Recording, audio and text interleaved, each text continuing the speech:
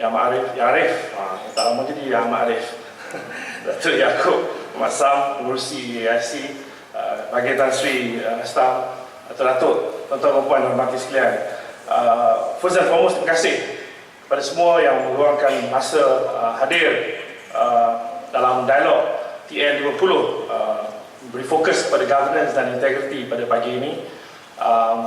Actually, the real dialogue will happen at the table. So this is not a talk shop. As YB has asked me to make sure that kita dapat capture the best daripada semua. Apa yang akan berlaku? I will make a short presentation, just as context setting, some trends, dan kemudiannya saya akan jemput Yang Berhormat Menteri untuk membuat sedikit basically sharing of his vision, dan juga untuk question and answers, mainly to clarify issues based on government policies. Dan kemudian kita akan adakan the real dialogue which will take place at the table, di mana kita harapkan tuan-tuan dan puan akan membincangkan berdasarkan apa yang kita dah mulakan dalam konteks masalah integriti, cabaran dalam 2050 nanti. So, izinkan saya untuk memberi sedikit review kepada some of the challenges berdasarkan apa yang kami telah lakukan di Institut Integriti Malaysia. Melangkah ke hadapan, nak meneruskan negara, agenda integriti negara. Persoalan penting untuk kita tanya diri kita, negara yang bagaimana yang kita mahu pada tahun 2050. Saya menulis sebuah artikel dalam berita harian beberapa bulan lalu, Malaysia mengikut impian kita. Dan ada beberapa cabaran yang telah saya tulis, dan ini akan saya kongsikan di hujung. Dalam konteks cabaran juga, saya ingin perkongsikan cabaran menanti dalam konteks integriti. Ini daripada syarahan Perdana Integriti Tun Abdullah Badawi yang disampaikan oleh Profesor Emeritus Datuk Dr Bung yang hadir di meja 8. Terima kasih Prof for being here with us. Dalam syarahan tersebut, antara cabaran yang disebut oleh Prof Rahman adalah kemunculan aktor-aktor baru dalam konteks ekonomi dan geopolitik. Kebangkitan globalisasi timur, kata beliau, kebangkitan semula yang dipacu oleh negara China, menyaingi dan dalam sebab mengatasi globalisasi barat. Negara China menjadi sumber pelaburan serta pinjaman wang, kepakaran, pembangunan prasarana dan teknologi. Ini dalam konteks gagasan Jalan Sutera Baru atau One Belt, One Road. Implikasinya dah tentu pada ekonomi, pada otonomi negara. Dalam konsep penting untuk kita punya otonomi. Bagaimana kalau kita bergantung kepada orang luar, buat duit dari luar, mungkin kebebasan dan mandiri kita juga terhakis. We would not have that policy space. Ini cabaran penting dalam konteks akan datang politik wang, pembiayaan politik wang. Bagaimana kalau tidak dikawal, usaha orang akan membeli sokongan, beli undi, dan semua ini akan menjejaskan masa depan negara. Sudah tentu dalam konteks TN50, perkembangan ekonomi dan inovasi berdasarkan revolusi industri keempat, agenda integriti memberi fokus kepada pembangunan ekonomi, kemajuan sosial, kemajuan inovasi. Namun demikian, perkara-perkara yang perlu kita lihat adalah dalam konteks perubahan demografik. Lebih ramai warga tua dalam negara, dan kita memahami gaya hidup generasi muda, sebab mereka juga hampir 28% daripada rakyat negara ini, dan dengan ciri-ciri Gen Y dan Gen Z dan the millennial kids yang perlu kita fahami. Melihat kepada keberkesanan usaha membeteras rasuah dalam konteks markah Malaysia dalam indeks anti rasuah pertahanan kerajaan, defense 2005 berbeza dengan 2013, kita nampak ada kebaikan, penambahbaikan dalam konteks dari segi politik, kewangan, kaki tangan, operasi, perolehan. You can see ada yang walaupun dalam masih dapat D, tapi 34 dah naik 42.4, daripada E 25 naik 36.4. Kalau ada soalan lanjut boleh tanya pada Datuk Akbar serta Presiden Transparency International. This is something that they have done. Kita juga di Institut Integriti membuat satu kajian ringkas nak melihat kefahaman mahasiswa mengenai rasuah. yang baru-baru dilakukan, dan persoalan kita ada daripada 10 item yang merupakan perbuatan rasuah bila diajukan, rata-rata faham, tapi namun ada beberapa item perbuatan rasuah yang mereka anggap sebaliknya. Dan I like to share with you, when asked are the following statements an act of corruption, 36% says accepting gifts in the form of money, goods or services for services rendered is not wrong. 20% said using office funds, money for personal interest is okay. 14% said forcefully obtaining money, goods or services from clients is alright, and 5% said they don't know. And 15% says directly involved in the process of awarding contracts to family members is not wrong. 21% said they don't know. Now it's getting more interesting. 20% said directly involved in the process of appointing family members to fill out vacancies at the office is okay.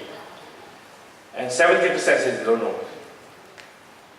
And 37% says submitting claims for outstation accommodation when accommodation is already provided by the organizer is okay. 22% says they don't know. And 28% says taking or using office equipment such as thumb drive, printer, toner for personal use is alright. Probably because that's what their father says or their mother says. The students probably ask money. The father said, no, it's alright, I'll take from the office. You don't need to buy. Yeah, we can joke about it, but this is the reality. This is what's the views of this young people. And if this, in 2017, if this is the view, by 2050 they are the one who will be the leaders in this country. If we do nothing about this, then we have other problem. Fortunately, at least 97% of them say money politics is bad. So we know where we stand at home. Where do we stand compared to the best in the world? Let's look at what have we pledged as a nation. So far, we pledged that we want to be a developed nation by 2020. We made a commitment for SDG, Sustainable Development Goal, that by 2030 we want to achieve SDGs. By 2030 also, we said we want to reduce the greenhouse gas emission to 45%. And of course, in the context of the TN50, we want to be the top 20 countries in the world in economy, happiness, and creativity and innovation.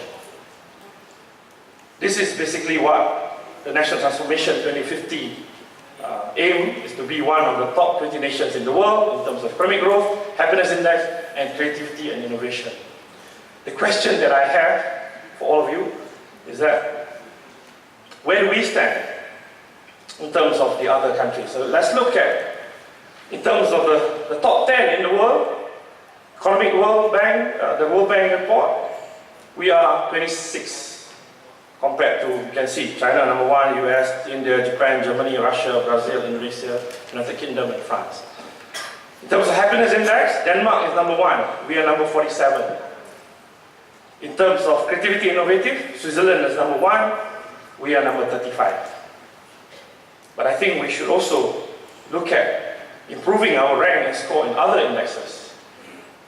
This is my proposal this morning. We should look at Human Development Index, the UNDP Human Development Report, the Institute for Economic and Peace Global Peace Index, and the Transparency International Corruption Perception Index. Because that's one of those index available out there that we should also look at. And people like Dr. Akbar have been working very hard to improve, to help push this agenda. Where do we stand? On Human Development Index, we are 59 out of 188 countries. And you can see Norway number 1, Australia, Switzerland, Germany, Denmark, Singapore, Netherlands, Ireland, Iceland, Canada, US share the same position, number 10. On Global Peace Index, actually we're not that bad in the context of peace. But we used to do better. About 5 or 6 years ago, I remember, we were number 19, one rank below Australia. Australia was 18, we were 19. But we have slipped down to 29. So you can see the top 10 in the world. And corruption, not so much of the rank, I think the score. The highest we have scored is 53 out of 100. The lowest is 43. Our score now is 49. And the rank is 55 out of 176. But if we look globally, from TI data, they put the map, and the yellow wish are the one brighter, which is a better country compared to the red and the darker side. But most of the world are in the red. So that's a real challenge for us. Let's now look at the global scenario in terms of other challenges before us. In terms of global outlook, the megatrends report top 5 megatrends on rapid urbanization, demographic and social change. I think I mentioned that the demographic in Pak Rahman's presentation earlier. Technological breakthroughs, there are new technology which change the way we do business. It was reported that Twitter managed to get up to 40 million followers in just 1 year compared to all the other applications worldwide. There will be a shift in global economic power. We can see that already happening. And climate change and resource scarcity. More and more, we have to take care of the environment. The top 5 global risks. Number 1, extreme weather events. I was up north last week, and I could see from Perlis, Penang, floods are everywhere, and these are some issues that we have to start thinking. Large-scale involuntary migration, major natural disasters, large-scale terrorist attacks, and massive incident of data fraud. That is something that I think all of you are familiar with. People are just forwarding messages without even thinking whether it's a real issue, real information or not. Globally, there are many visions by many countries. You can see in other nations, UK has their smart and sustainable nation. European Union has a sustainable lifestyle. Finland, sustainable development. Japan has society 5.0. Even China have their vision, a major power in SAT. Singapore to be a smart nation by 2050. Australia, sustainability and social equity. What do we want to be as a nation? The 4th industrial revolution, of course, you can see how things are changing in Japan, in China, South Korea, Singapore, Germany, France, USA. And all that, of course, they make an impact on society. And the impact, as you can see, at individual level, changing what we do and who we are, whether behaviors, privacy, ownership, consumption, time for work, time for leisure.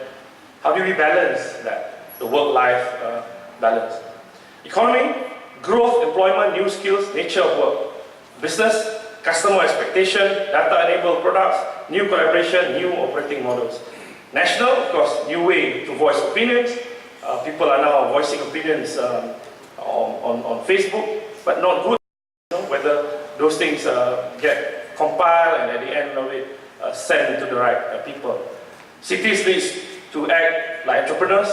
They have to compete in attracting talents. And of course, society, one effect of digitization is the emergence of the me-centered. Everything is me, I, not us as the whole organization. Just to share from Industry 1.0 to Industry 4.0, the Industrial Revolution has changed tremendously. Now, in the 4th Industrial Revolution, the cyber-physical system, of course, the intensity of things also move very fast. We were involved 2 years ago. Institut Integrity was asked to help the Academy of Science Malaysia with Foresight 2050. So we're part of this. Just to acknowledge that I've used some of their slides from the work that we collaborated with them. According to Rick Stephan, Senior Vice President of Boeing, he said the talent of the future, today's educators are preparing students for jobs that don't yet exist, using technologies not yet invented to solve problems not yet identified. The criteria of talents in the future: learn, unlearn, relearn, co-learn, and co-create. They have to move from doing jobs to play roles, job seekers to job creators. Certainly, we are worried about the rise of the robots. By 2025, robots will take over 30% of jobs, but will create new roles for humans. Forbes estimated 47% of US jobs are at risk from automation. In Malaysia, sectors with highest potential for automation, agriculture, manufacturing, retail, trade. Now back to that article that I wrote a couple of months ago. Malaysia yang bagaimana yang kita impikan dalam tahun 2050. Dalam artikel itu, 3 cabaran yang saya perkenalkan. Pertama, cabaran ekonomi dan pengurusan kewangan. Keadaan ekonomi tidak stabil boleh menyukarkan kita untuk berjaya mencapai hasrat menjadi negara berpendapatan tinggi. Kedua, cabaran dalam konteks perpaduan antara berbagai etnik, terutama untuk menentukan kesepaduan sosial dapat dipertingkatkan dengan program penyatu paduan agar kita terus jadi negara berbilang kaum yang dihormati di dunia. And finally, ketiga, dan mungkin cabaran yang paling getir adalah cabaran dalam konteks kerakusan manusia yang jadi perasuah, penerima rasuah, dan yang menyalahgunakan kuasa dan kedudukan. Mengambil kira trend semasa dan senario akan datang, apa agaknya yang perlu kita lakukan untuk mengatasi cabaran-cabaran seperti ini? What kind of policies do we need to ensure that our life, work, learning, play, governance and values remain balanced and intact? And that's the question for all of you. And on that note, I think it's time for me to invite Yang Berhormat Senator Datuk Paul to share his vision for 2050, perspective of governance and integrity, and then we will take some questions from the floor to clarify things, and then the real dialogue will take place at the table. So, can I invite you, you can either speak from there or can... Yeah. Salam sejahtera, ladies and gentlemen. Although Dr. Anis says I'm going to share my vision, I'm not going to share my vision. You're going to share your vision. I'm going to tell you my problems. And vision casting is not the job of just government or the cabinet. It has to come from the people. The people. Dr. Anis says about the trend. He gave a few trends. There are a couple of trends which I thought wasn't there, or at least you got to read in between the lines. I think one trend is generally in every country there is a culture of anti-establishment. Am I correct or not? Somehow, if you are in government, we need you to do a better job. You know, and many times because we have certain worldview, certain perspective of things, and for that matter, certain personal interest, we want anything to be done by government must meet my agenda. And in the case of Malaysia, we have a population of 30 million, maybe half would expect government to do this or government to do that. But at the end, the role of government is to ensure that because we are in government, we have to ensure that there are certain priorities, there are certain interest groups, and issues has to be taken into account in a coherent and collective way so that the interest of the country is balanced and we can grow. I noticed in our happiness index, it's 47%. I don't know, maybe this is the maximum Malaysia will achieve because I think Malaysia is very hard to please anyone to have a total happiness because we are not in Shangri-La like Bhutan. As there is a saying, someone says, if we have a happiness index of 100%, that means nobody is happy. Because our society has got such tension that happiness means everyone have a piece of cake. Not completely all, right? So you help the government to define what is happiness, you know. The other thing I want to mention is when I spoke to other groups about TN50, one thing they straight away, although I'm not a politician, I do believe I'm apolitical, straight away they said to me, you're pitching for election. That this is an election ploy. Maybe coincidentally, the atmosphere seems to be like that. But there's no way what you say or what the TN50 will go into the election manifesto of the government or any political party. It's too late. It's too late. But what I want to say is, and the discussion got into a waters that become just critical and just complain, but never gave any reason. You know what I mean? So I hope this forum doesn't fall into this trap. Yes, are there problems in the country today? Are there problems in income? Yes, there are plenty of problems we have to solve. We are not perfect, and there are serious problems we still have from some structural problem we have to solve, right? But it's not for us to say, because we have problems, why don't you solve the problem first? Don't need to talk about TN50.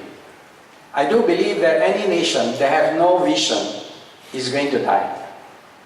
Is going to die. Because they will be so inward looking that they cannot see beyond the future. So I want to encourage you that TN50 is something that we want to put in for yourselves, for your children, and for future generations. TN50. And our Vision 2020 is going to be expired 2 years' time.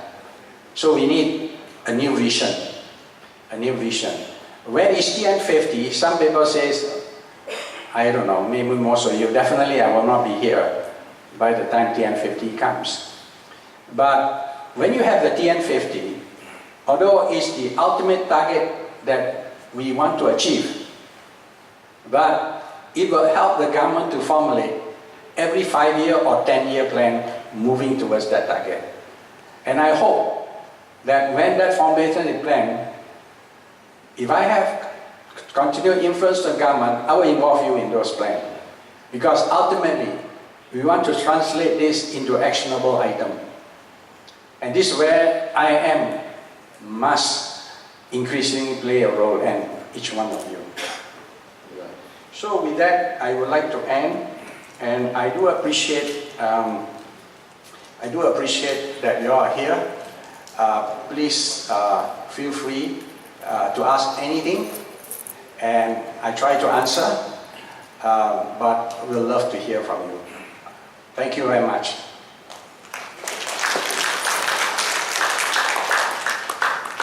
Anybody have any question to ask the Muhammad Minister? Assalamualaikum and good morning, Datuk. Nick Ashudik. I think today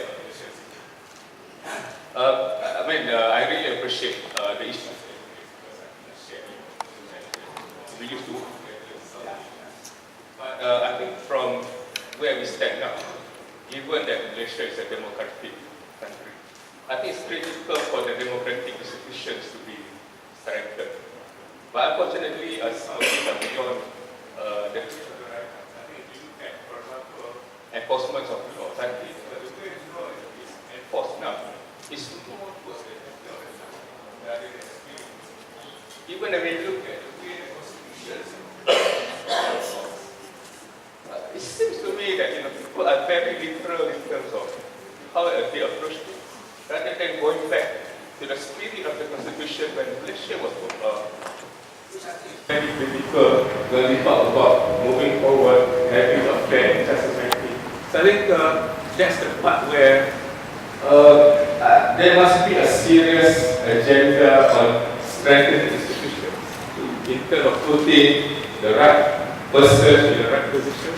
Because I think if you look at succession planning in government sector, people will just drop up, without proper planning. Whereas I'm sure from the corporate sector, you plan years to make sure that right people in the right position. You look at MACC, the top 3 people went off just like that.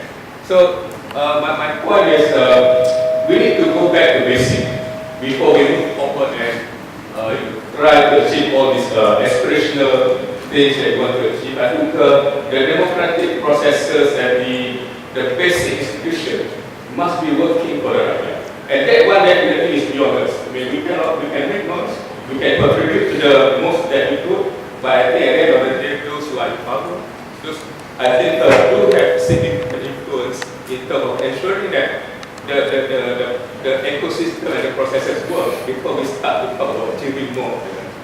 Thank you, sir. Thank you. Excellent. Can we have another question? Yes, Richard.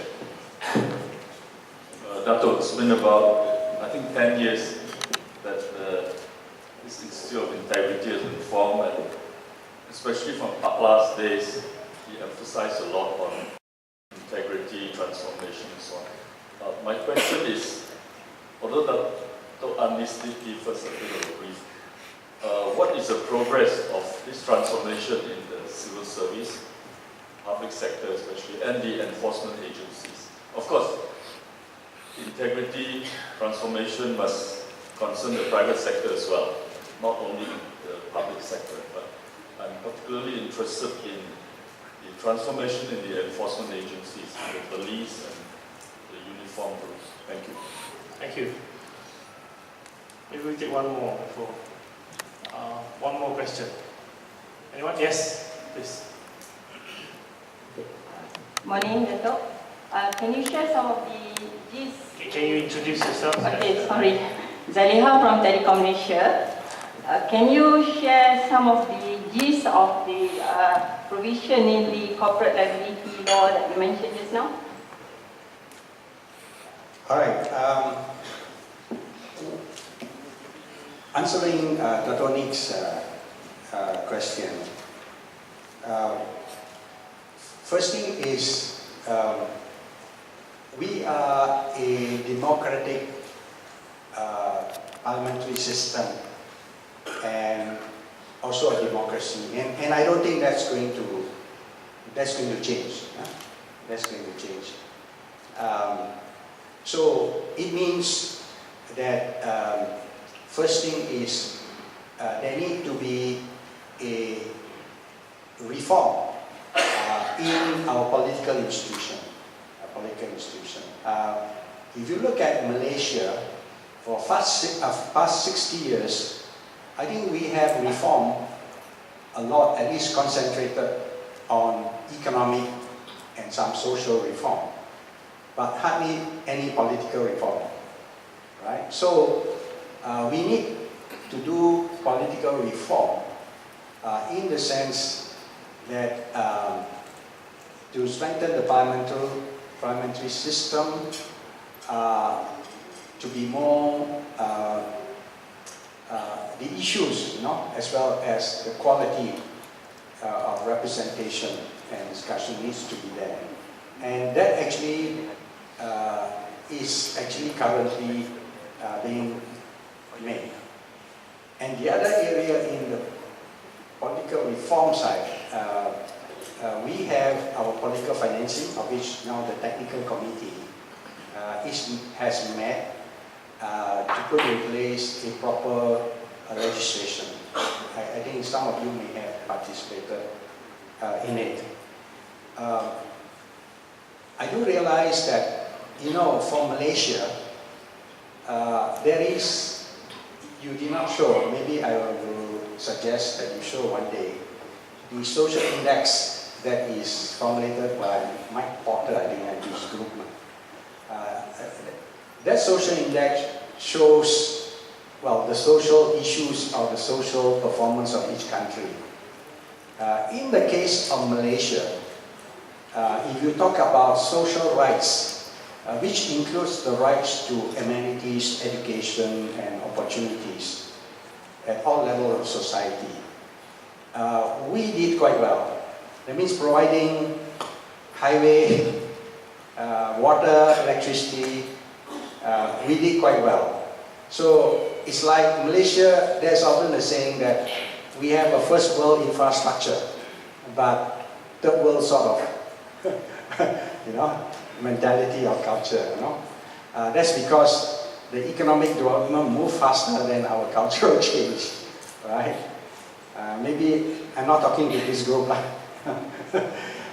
this group example, I think, maybe. Now, where we fail, or where we have a problem, is in the area of social liberty and social rights. And I suppose it's part of a young democratic country to grow in a way, firstly in the physical side, and then slowly moving to the social liberty side. Today, if you were to see the election, there are issues of which, especially the rural side, they believe that they should get the water and everything. So it's very much developmental agenda we want. But it is in the middle class and the urban areas where we start to talk about our rights. Rights to freedom to speak, rights to assemble, rights to criticize, and rights to so many other things, right? So, if you look at it, really, our democracy, I would say, is less than 10 years old, in a sense. Okay? Now, the part that we have difficulty, not difficulty, the part that government of the day needs to adjust is how to handle the social liberty side. How much you can speak, how much the way we implement the law. So I do realize, and that's why you say that we are more interested in implementing the letter of law rather than the spirit of the law. Spirit of the law. This is something that we need to deal with. One issue that I talk quite frequently with the police side, and perhaps Dr. Yaakob also may have under the EIC. But one area that I did advise the enforcement side is that they need to respect human dignity. They need to respect human rights. I do believe that our enforcement agency basically are trained to arrest and take action. So the dignity, the respect for human rights, dignity, and how you do it, and also relationship to the community, I think needs to be beefed up. This is one area of training that we want them, hopefully, they can do. Not just the hard side, but also the soft side. The soft side. Do we need to uphold the rule of law? Yes, we need to uphold the rule of law, but you need to uphold in a way that is constructive and relational to the public. To the public. The way we implement our Sedition Act, the way we use, if you like, some of you may say strong arm tactics, and and the way some of the people we charge, when I say we, government law enforcement, do we need to adjust it? Of course, we need to adjust it. But basically, uphold the rule of law, but respect certain human rights, dignity, and social liberty. So that's the part that we need to adjust. In fact, this has been quite a lot of debate when we have to discuss this issue. But second issue is, I'm glad that we may not implement some of the laws properly, but I'm glad that at least we should have a court, a judicial system that's able to rule what is right and what is not right in the implementation of the law. And for those of you who are legal, and I am encouraged to say that our courts actually has stood on some of the issues. Like some people were charged under sedition, and the court says that you must prove an intent, intent and so forth, and so many things. So we need to adjust the law enforcement side. So that area is an area that we need to do.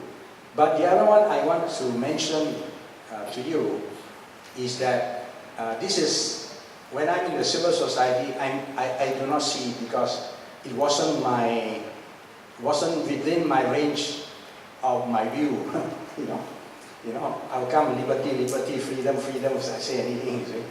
But when I'm in government, I do see the other side of view. Because for Malaysia, primarily, at the top of our list is we must have order and security and harmony, peace and harmony. Everything else will fall below that arching principle, you know what I mean? You want to say everything, no freedom, everything freedom, no boundary? Cannot, because we don't allow hate speech, for example. We are not going to allow incitement, for example, purely because the right of people, generally, the majority, to have a peaceful society. You can't have a happy society if there is chaos in the country, right? So this issue of security, harmony, and peace are one of the prime pillars that everything falls under it. But sometimes, do we use that to stop or shut people up from speaking? This is the balance that we need to consider very carefully. We consider very carefully. The government has yet to define the boundaries. The boundaries. Can you simply write to say a joke about somebody? For example, that Emmy award, right? Recently in Hollywood, right? One of the best actor Emmy award was the one who could impersonate Donald Trump, right? In a satire or in a comedy, right? But think carefully. In our society, I don't think we accept this. We accept, I think in our culture, a degree of respect for authority, all right?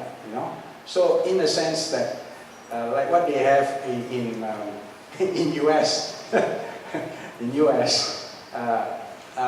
it's not suitable, may not be suitable for our culture, at least at this moment. I don't know, future maybe there is, right? But as you can see, our society today, because we are in a globalized world, we see everything in the internet, everything is social media, we write everything, we say everything. After that, we tell the government, if there's a riot, that's your problem. We are not in the law enforcement. But we can say everything.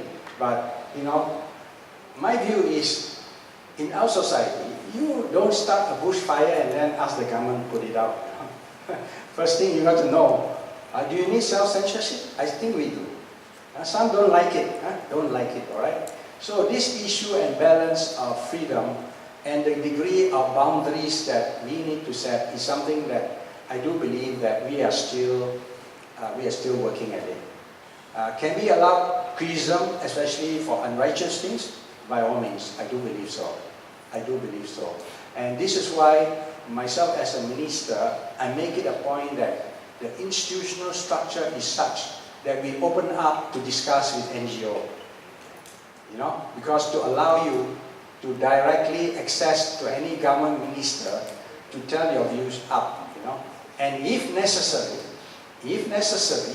if there are issues, and I do find that government cannot solve all the problems, and there are issues that government cannot deal with it, where NGOs or civil society has a better way of dealing with it, we should bring them into partnership, and if necessary, to support them financially if we can, And I've done that for some.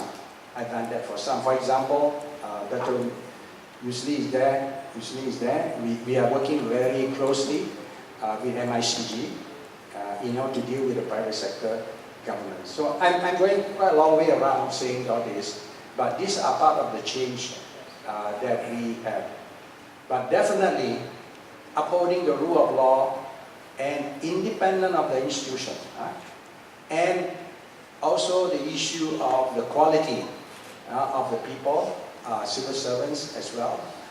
We need to look at it. We need to look at it, especially they need to move in tandem with the surrounding, with the industry 4.0 and so many other things, Okay? Now, we need to create an ecosystem. I do believe that one area you may consider is what are the ecosystem that we need to have in the country to ensure human rights, governance and integrity to be there. Okay. Now, so enforcement agency is there, and corporate liability bill. Very quickly. What we found is today under the law, the MACC law, is when an employee bribe, and if he or she is found out, he or she will be charged as an individual, as a natural person. But we do know that he or she receives some instruction from somewhere, either from the chief executive or from the company itself. We do not know. And whenever he or she is charged, usually she will be the victim and the company gets away with it.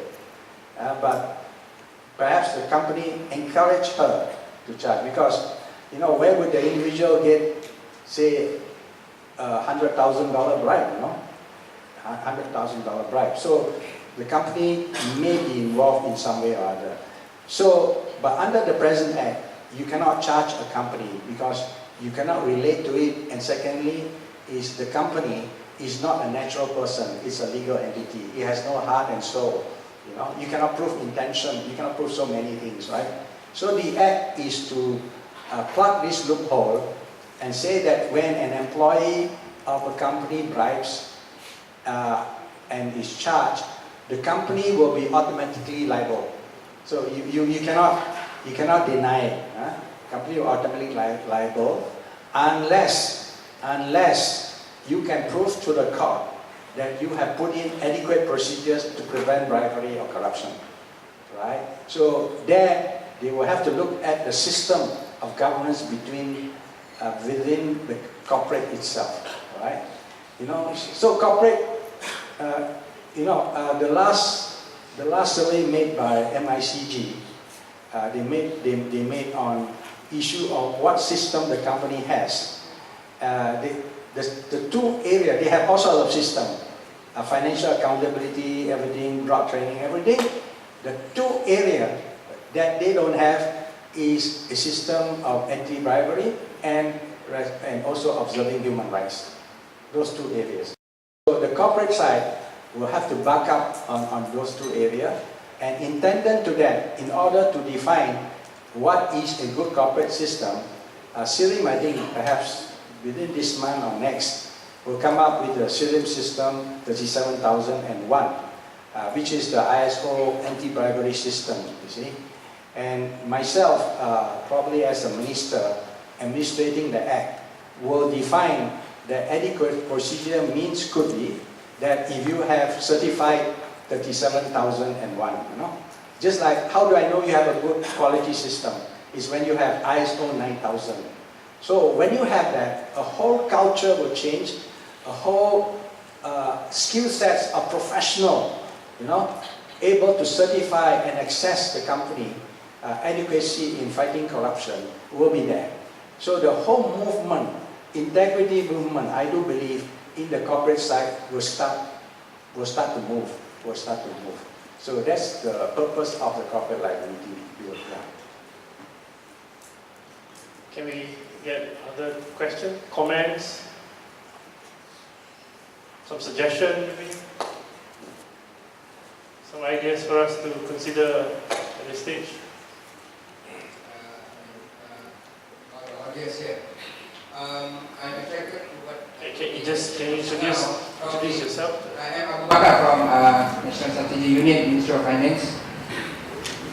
This is just pop up to my mind seconds ago, especially when Datuk Nick mentioned, let's go to basic, Datuk.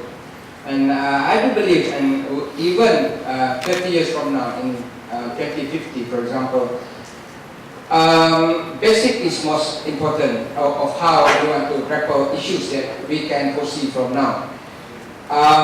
Especially in terms of what I want to, attract attention, maybe integrity is not very much discussed at the basic or grassroots level.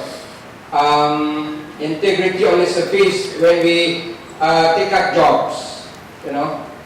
How far have we inculcated the importance of integrity to our kids, for example, into our school children? So this is important because, for example, what happened 2 weeks ago, you know, when our young kids, teenagers, involved in the arson or whatever you call it at the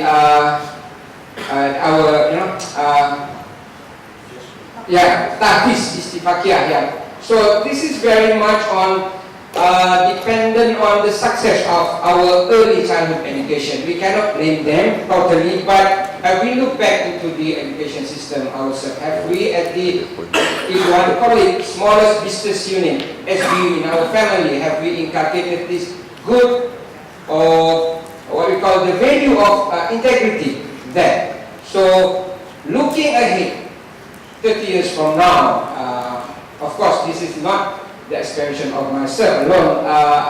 I think let's think ahead whether we can do something to curb, to inculcate this integrity, this right or wrong, the morality, even from the very early childhood.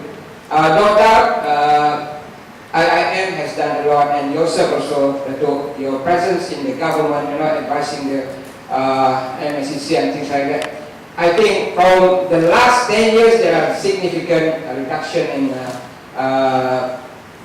corruption in our country, but a lot still need to be done. And one of the things, again, we need to go into basic. That is my view. Thank you. Thank you, Chairman. Just to clarify that the Malaysia Institute of Integrity is not an agency responsible to be doing everything. We are the agency to help monitor, evaluate the implementation of technical, which the implementing agencies are all the line ministries, all the jabatan and civil society and everyone else. But in the last 2 years, similar to what you just highlighted, we thought that we need to show how things can be done. And one of it is actually to tackle the youngest of the society, which is the kids in kindergarten. So about a year and a half ago, we started to develop a module for kindergarten. As you came in earlier, you can see some exhibitions out there where we have showcase materials that we developed. We have piloted this module in 11 kindergarten throughout the country. We did a pre and post test, and I presented the findings of pre and post test to the Director General of Education. And we are now in the midst, he has agreed to take on this module to be implemented in 9,000 government kindergarten. We hope the private sector's kindergarten can also use, because this is the only time that we say there's no copyright, copy is right. Take the module and develop, because we think one point that you made is absolutely important. We have to start them from young. Maybe Datuk can answer in terms of that. But before Datuk responded to the other part of your question, can I take maybe 1 or 2 more questions? Yes, Datuk. Thank you, Dr. Anis. I've said this before, and I think I will not tire of saying this, because it's very important for people to know that integrity has many facets. All right, in our paper, which we have submitted to YB recently, we identified about 13 aspects of integrity, including honesty, truthfulness, fairness, discipline, and so on. So this must be actually made known to people, that integrity spans a whole gamut of values. And most of these values are moral values, right? So the other thing about spreading the word, I think apart from Institute Integrity, which has its formal mechanisms, I think you need to mobilize the rakyat. Yeah? And one organization or other movement that is now taking shape, which my association, PICO, is a very active member of, is Dialog Rakyat for National Cohesion and Unity. And one of its platforms is actually strengthening integrity through a code of ethical conduct. a general code of ethical conduct for the general public, and then a code of ethical conduct to be adopted by the individual to be spread in his family and in his community. So that's where Ibu Bapa and others and so on will play a great role. And also, we are targeting groups like the university and so on to impose its own code of ethical conduct. I'm sure they have governance, procedures and so on. But I think this is like at the more lay level that people understand. Now, governance principles and so on are high flown. Governance is actually a new word in our culture, and so is integrity. I keep saying, jangan gunakan perkataan integrity sebab orang kampung kat sana tak faham. It's an English word, and even the English don't understand it fully. So I think we should go to basics, Dr. Nick, and use words which people understand. Thank you. Datuk Halimah Said is the president of PCO, Peace, Conscience and Reasoning Group. Yes. Question on that. I'm Muhammad Mohan from Transparency International Malaysia. My question is to Dato regarding the corporate liability provision. TI has been engaging with especially the private sector, and we have always been talking about this coming provision in the MACC Act. One of the things that we have come across is that especially the SMEs, many of them are still not clear, or for them it's the first time they are hearing this. Recently, even when we launched our SME handbook guidelines for integrity and so on, they are totally down. So my question is, what would be the initiatives from the government side to help, or especially the SMEs, to understand how is it going to impact them, this new provision, especially if the Act is going to come to force in October, as you said. Thank you. Thanks. Okay, maybe I answer, Mohan, your question about corporate liability. We do realize the practical implications of implementing it because not every company has the capability of putting in system, especially more so the SME. First thing is definitely it will not be implemented immediately in the sense there will be a grace period. Let me say it passed in Parliament, but it will take effect, say, I'm just giving a date, not letting the cat out. Say 1st of January 2019, because suddenly company will have to re-examine themselves how to do things differently, how to do the safeguard. And one of the problem, I think a lot of companies, especially public companies, will have to adjust their thinking because I believe one of the problems why they don't have an anti-bribery system in the company, in their company, although their company is bribery, it is because it's politically incorrect. You mean I have a system, are you telling me I'm corrupt? My company is corrupt, of course. So this politically incorrectness sometimes cause them not even to move in the first step. That's why we need this law to come out, right? The second thing is for SME, I do believe that many of them could have a problem, right? So maybe because of the nature of SME, we will probably give them more grace period, because the law itself can be quite severe because basically we cannot put the company in jail, right? But we will put heavy fine. Sometimes can come to millions of dollars. Okay, so financial implication issue. All right. The other area about from Abu Bakar and Datuk Halimah is this area of cultural change in society, especially starting from the youth. I do think that we need to pay attention, and that comes with some of the social development that we have. It comes with the economic prosperity that we have. and we need to deal with it. You know, as we become more prosperous economically, the issue of materialism and greed comes in.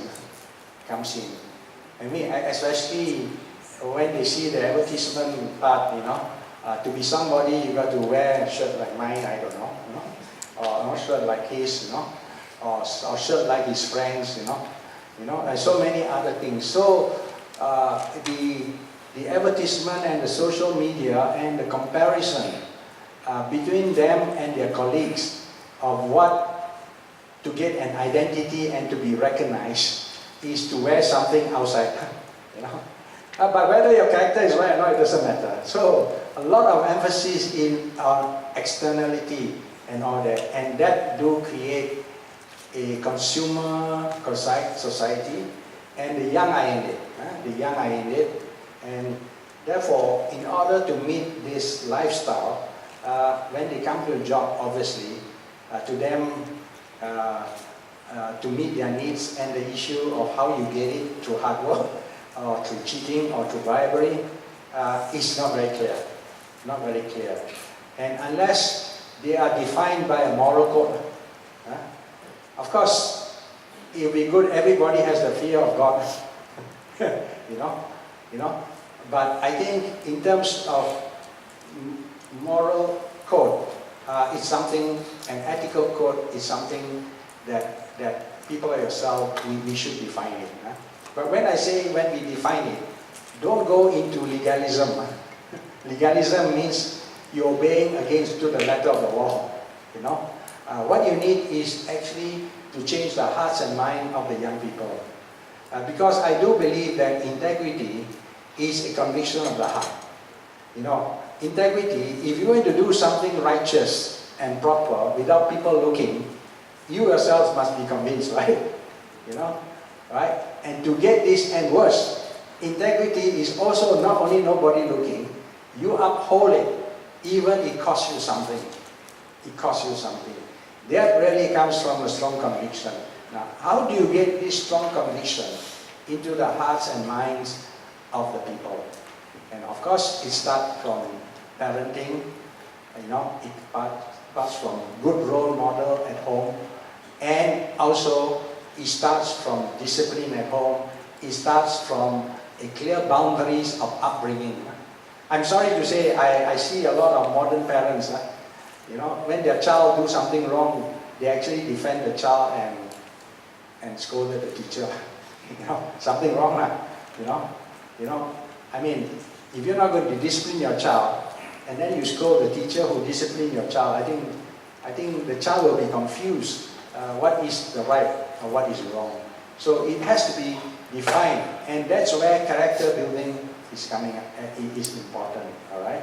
I work closely with women's welfare, and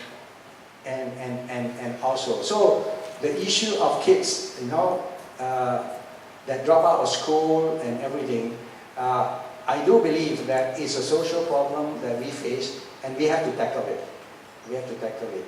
And for example, you know, as we begin to grow, urbanization begin to take place, jobs begin to be much easily available in the urban areas, and a lot of people from the rural areas, when they come, where do they stay?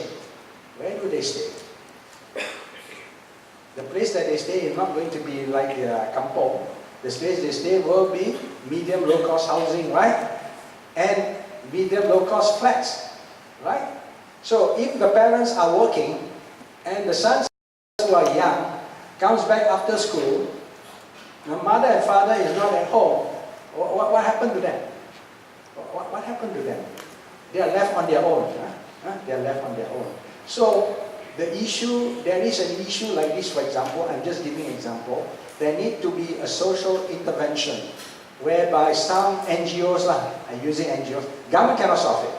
Government cannot solve it. Some NGOs, it can include of doctors, psychologists, sociologists, that are able to gather and to provide a certain type of care and service among where they stay, for example, to ensure that these children, when they come, they are properly looked after, at least get a tuition in the afternoon, before the parents come, you know. So this transition period that will be necessary, and I don't see too many of this establishment available in some of the low cost and medium cost areas.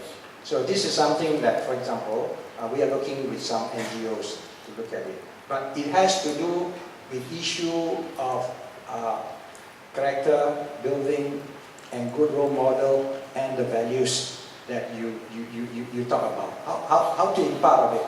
The best way is to teach family. I say teach family because some family, I mean, there's the traditional family. Many of you who are maybe like my age, you know, they have strict mothers and fathers. No nonsense, I suppose, you know. I'm sure that. But today, because of this so much activity, you know, people have time to grow up, but today's kids have no time to grow up. Straight away, they are hit by the social media and these groups, you know. So they have no time to mature, to understand what is right and what is wrong. And they just comply because why? Because if the parents have not given them an identity of who they are, then their identity will be determined by the groups that they mix. And that's how I do believe that they go into drugs. And today, we're going to have a big problem because some of the drugs are not heroin, are those synthetic drugs, you know, that can be made, you know. So all these issues of integrity within the family is something we really need to relook at. I tend to disagree with Anis. Of course, he says that purely because he's structured to do that, you know, you say you influence that, you know. But if I have my way again, I would like IM to engage with the NGO and society in a much more involved way. This building will be a place where NGOs and society comes every week frequently to debate and how to organize actions, and IM is pushing it. And if you require Women's Affairs Department, you require this department, that department, then you come to JITN, who is your contact point. JITN will talk to that department, that agency, that area, and try to do it. And if you need the resources, you need the money, JITN will be the one under a special scheme, we hope, a smart partnership, and do it, and then do it together. It may be with the government and with the private sector, and with the society itself. But who facilitated it? We hope will be IM and then GITN. This will be the two key organizations. You see, in the past, you don't have, there's no focal point.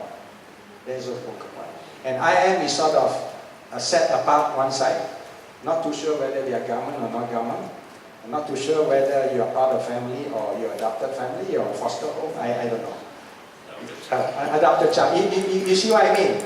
You know, so they do their own thing without connecting. Without connecting, right? Without connecting. And all they can do is persuade. All they can do is persuade. But now they are connected, I hope, to a parent called JITN in the government. And the government will make sure that you talk to the other agency to take what they say seriously and how to implement it, you see. So this institutional structuring, we are doing it. We are very close to restructure, I hope, to be able to empower. I think the key is, Dr. Alima, is the issue of empowerment of family and kids, in a way. And they need guidance. They need guidance because there's a lot of confusion out there of what is right and what is ethical. They need. An issue of even not only area of government integrity, the issue of cleanliness and observing littering environment is also something. You know, do our kids just, you know? So these are issues that we need to involve the civil society, and I hope the government will come to partnership and make institutional changes and help all of us together to empower the family. Can I just add Yeah, sure. to that? Please, I'm glad you brought that up. But we have been working closely. We have been working closely. But no charges in future. Free. Must be free in future. All right.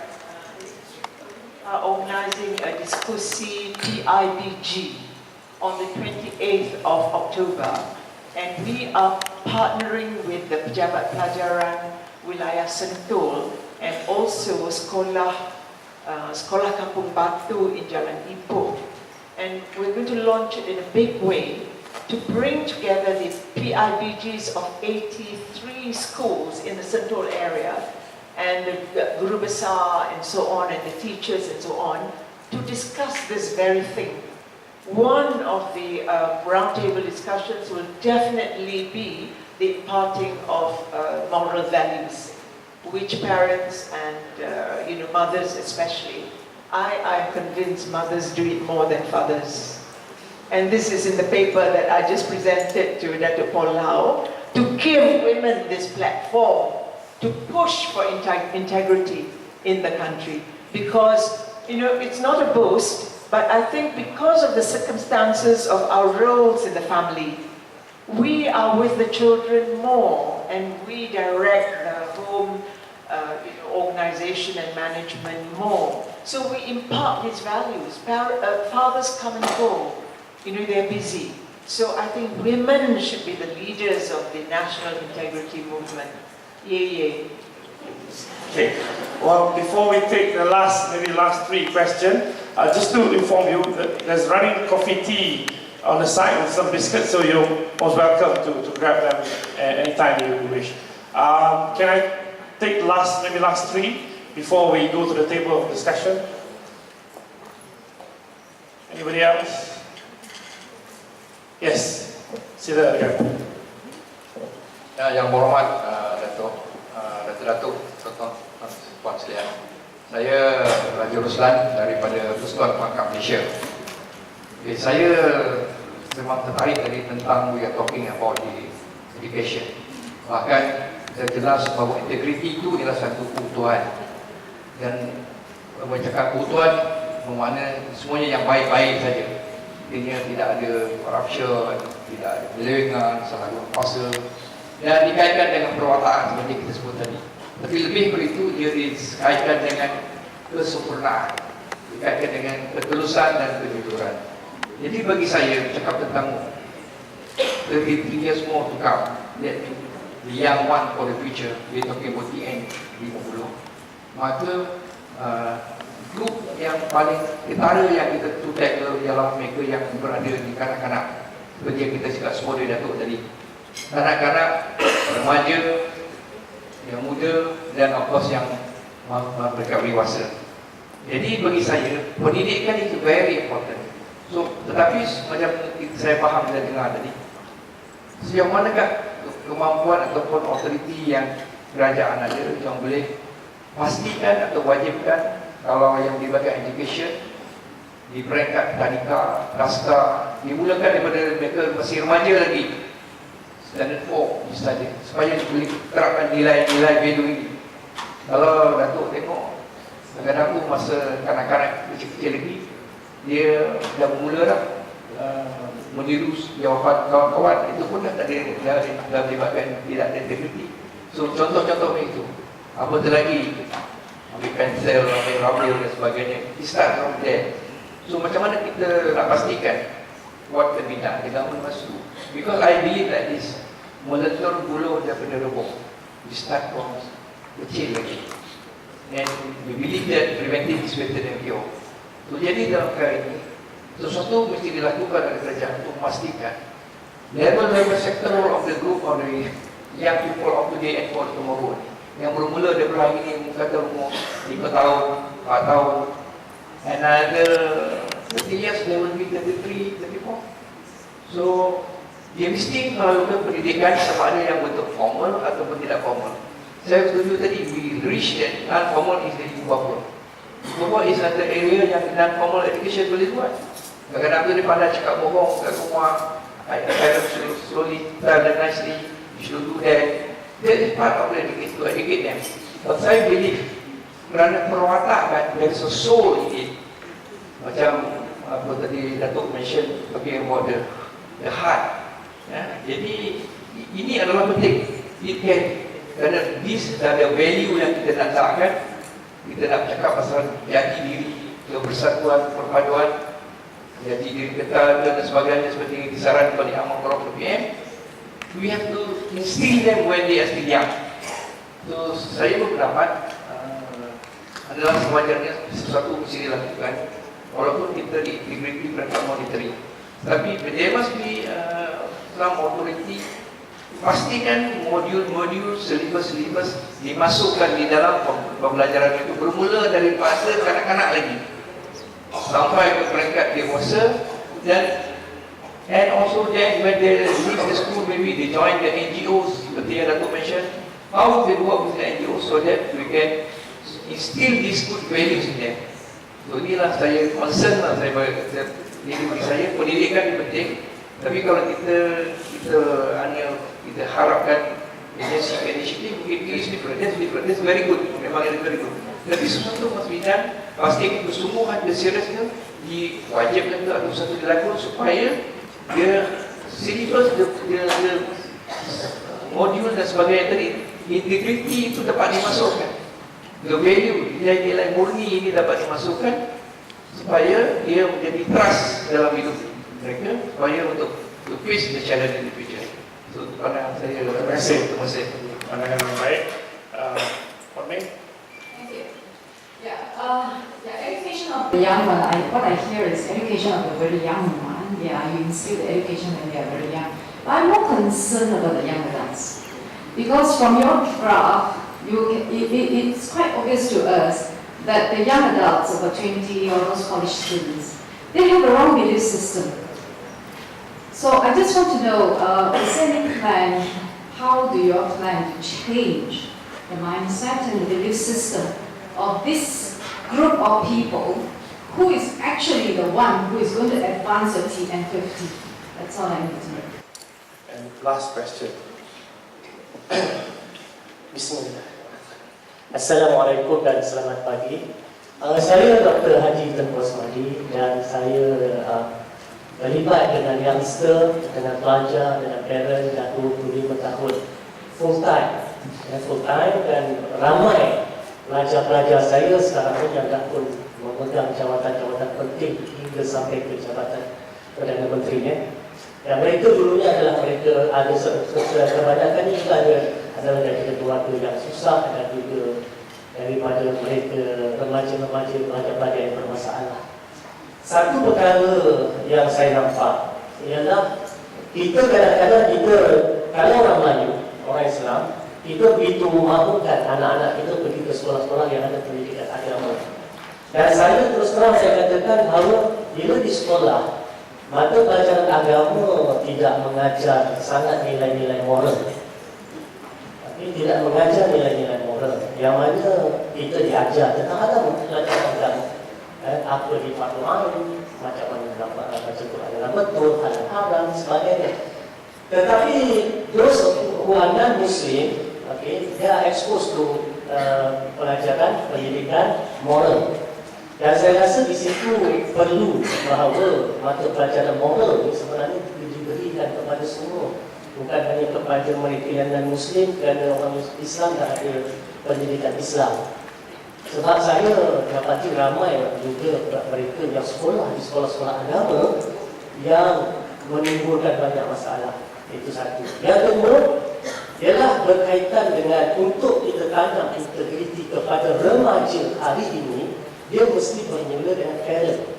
Jadi parenting program adalah satu program yang perlu diperkasakan, yang mana perlu diperhebatkan. Sebab saya katakan kalau kita kata kesusahan keluarga, kemiskinan keluarga, ibu bapa yang tidak berpendidikan tinggi adalah penyebab kepada timbulnya masalah integriti dan masalah sosial. Saya kurang bersetuju. Disebabkan apa? Disebabkan saya daripada tempat yang sama, yang mana ibu tunggal, orang miskin, orang susah. Baik, apa yang saya lihat, antara perkara yang menjadikan saya berintegriti adalah kerana parent. Ibu saya dulu, kalau kita nak dapat duit 50 sen, bawa balik, dia tanya duit siapa dan dia suruh hantar balik jalan kaki, letak di tempat tu, orang punya. Ibu sekarang, saya tengok bila tadika, anak dia bawa balik satu berkas pensel, dia tak tahu siapa punya, dia beli hanya satu kotak kecil pensel warna, dan suddenly anak dia boleh buat ada satu berkas, ibu tak cakap apa-apa. So parent, masalahnya sangat parent. Dan misalnya apa yang berlaku dekat sekolah tahfiz, okey, dia datang daripada anak-anak yang daripada ibu bapa yang tidak mampu mendidik. Jadi ibu bapa ini, sebila kita ada kena pasti mereka ada daripada keluarga yang bermasalah, bukan sahaja kita nak tegur anaknya, tetapi kita kena ambil program untuk ibu bapa. Di sini saya nampak kekurangan, dan mungkin Institut Integriti Malaysia boleh lakukan sesuatu untuk itu. Saya 25 tahun saya buat program-program motivasi dan sebagainya. Satu kelemahan saya tengok, saya terpaksa pergi kepada public program. Sebab kalau saya pergi kepada, saya tidak mendapat mana-mana dana. Maknanya kita nak buat, tapi jadi pergi public program. Bila public program, bila yurannya kita kenakan serta yuran, maka orang yang bagus saja datang. Jadi saya nak tahu apakah perancangan untuk contoh misalnya mereka yang bermasalah di bawah sekolah. Bawah sekolah bukan satu penyelesaian, tetapi mereka perlu ada program. Jadi apa program untuk mengisi kekosongan di kalangan remaja, di kalangan ibu bapa yang patutnya dilakukan oleh pihak-pihak kerajaan, daripada kita membina fasiliti yang hebat-hebat, tetapi kita tidak membina moral ataupun pembangunan insan tadi. Terima kasih. Kita setuju semua. Memang pun approach yang kita buat very much what you said. In fact, kalau data yang saya tunjuk dari Dr. Just masuk masa presentation saya awal, ada menunjukkan trend dalam konteks pelajar-pelajar mahasiswa kita tentang nilai-nilai bagaimana mereka melihat isu-isu rasuah. Dan dalam 3 universiti kita buat itu, bila kita tengok berdasarkan faculty, and this is something saya belum reveal, tapi saya rasa elok seperti apa yang Dr. dah sebut tadi. Memang yang rendahnya rata-rata pelajar-pelajar pelajar Islam. Dan ini benda yang kami cuba nak memahami secara lebih mendalam kenapa benda itu berlaku, dan some of the points that you raised memang membuktikan bahawa inilah tentang masalah. Ada ketikanya bila kita tanya, dia boleh bagi hadis dan Quran justify kenapa dia buat sesuatu yang benda tak betul. Jadi kita rasa ini perlu difahami. Islam tak boleh hanya diterima dan diambil pilih-pilih. Yang syumul, yang sebagai din, sebagai cara hidup harus difahami, dan I think this is an area that we are trying to work further on that. So, mungkin saya jemput to end this part, Muhammad untuk respon dan memberi a bit of closing sebelum kita berbincang di meja. Nanti di hujung ada beberapa meja yang akan dipilih untuk memberi pembentangan, dan pembentangan itu nanti Muhammad akan juga mendengar, dan kita akan ambil semua pandangan-pandangan ini untuk kita sediakan sebagai input kepada TN50. Silakan. Okay, I think for all the 3 questions, 3 comments. The issue is how do we inculcate the right character into our children, and it has to be done continuously and at different stages of their development. By the time they become youth, it's too late. Maybe, it's too late. So we really got to think that whether in the pendidikan education side, with the parent side, we got to think about it and try to do it. One area we know that we need to say, if our vision is to have an intolerance for corruption, say for example, an upholding of integrity, a commitment by all sectors of society. If this is our vision, then we must know how to translate that into real actionable program, that needs to be done. Because if we were to leave it to certain sector of society, whether parents or not, they may not have the idea, they may not have the tools to do it. For example, it would be good for NGOs, for example, to develop a proper video that tells the story about the goodness of integrity, and that it pays to be good, and the ill effect of abuses and corruption and all that. So some video even can be funded by government, we hope, can be done, can be available available to the society. Today, unfortunately, you are competing with a lot of videos that teach us not to be honest, in fact to be violent, right? A lot of video is to be violent actually. So the values of the children today are defined by the internet. So there's a big challenge here. So you involve parents association and all that. So Youth for Integrity, for example,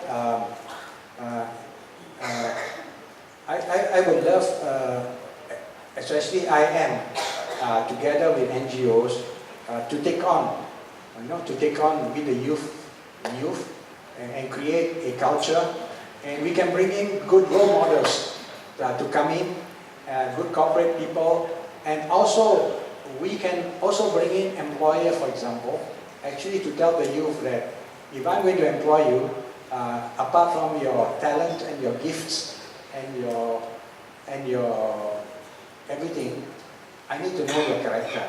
And one of the character that we will consider it is when you have a high level of integrity, and this is what you need. So I think today we need to counteract. That. And the other area is what happened in the Tafis. The problem there does highlight a social issues that we need to deal today. One thing I do know that sometimes the school do not cater for, I suppose, kids that are who wants more creative or more innovation. Very clearly. There are kids who are very smart, but if you go to the normal school, which is very strict, they get suffocated and they find it bored, and then they will just go out and do their own thing. And there is no alternate school for them, apart from private sector. Private sector there are that you have. For example, I think some parents like to think that if you go to Chinese school, you get this good discipline. But believe me, not all children can be disciplined in the Chinese school in a strict way, because their character is such, they are very innovative, they want to do, and they want a school that is more engaging, allow them the space to express themselves, and then they will rise up. So the question I asked is about the 12 suspects that we have in the Tafis, whether they are of those children that perhaps are smart, but not able to fit in the normal school that we have here. So really, we really need to look at it in there. And finally, my last comment is parenting and all that. This is some area how we can communicate. I don't think it's just the role of the mothers. It's also the role of the father. It's a ibu bapa, but where's the bapa? I think it cannot be the bapa just look for a job and then the mother and with the discipline. Actually the discipline actually do comes from the parents, from the father. I would think the father is a better disciplinarian than the mother in a sense. So the issue of the family side, some of the areas that we need to look at. And finally, I just want to say is, although we are talking about moral and all that, and we can get into becoming too legalistic and applying rules so strict. What I mean strict in the sense that it becomes an exterior compliance that it suffocates the individual. So we cannot do that. So the kids must learn that they do it because they believe it's the right thing to do, not because that I have a rule over me and I'll be punished. And so we really have to relook at it. We cannot become too law-abiding in the sense from the letter of the law. I do know, am I convinced that if we apply the letter of the law, it kills the initiative of the individual. So the issue of changing the hearts, the mind, okay, the worldview of the individual. How does he see himself? You know, how does he see himself? And for parents, we need to give the children an identity of themselves. You know, they need not look for all these drugs, all these things to get themselves recognized. You know, I think the big issue of bullying is another problem. Bullying is cruel. I cannot imagine someone would bully until someone died. Something wrong, the issue. So the issue of consequence of the action of the child and the consequence of their action, the responsibility, must be made known. Now, how do you do all this? All this has to do with, I do believe, character, and it's really a big task for us to change the culture of our society to be there. And by the way, in Sweden and in Denmark, they got the highest perception index of compliance, highly righteous in the society. Why? Because their society is highly intolerant of abusers. You know, abusers. You can see they really punish those people in authority, even for small abusers. You know, like a false claim, for example. You know, their society.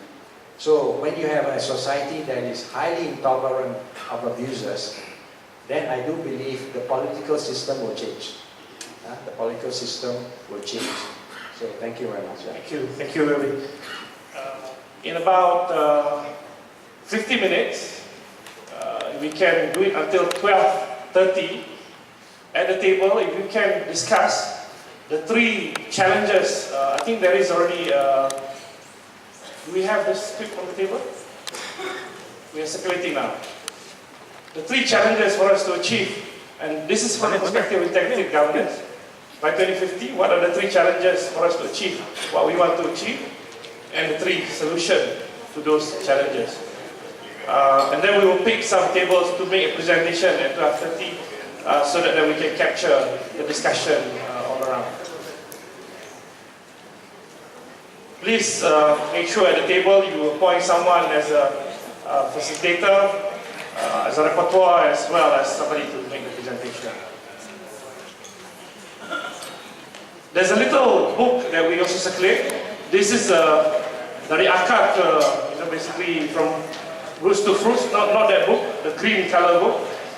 It's something that I did in 2007 when I came to work in this institute. There's some ideas there also. Basically, we have to start from roots to fruits.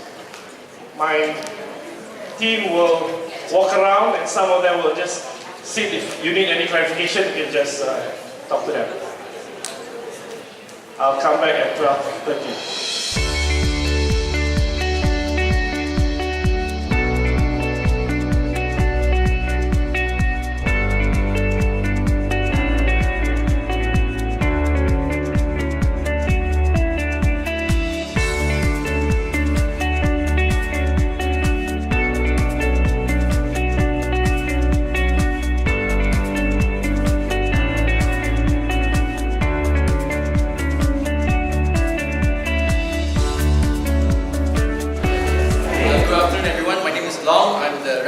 From Table 8.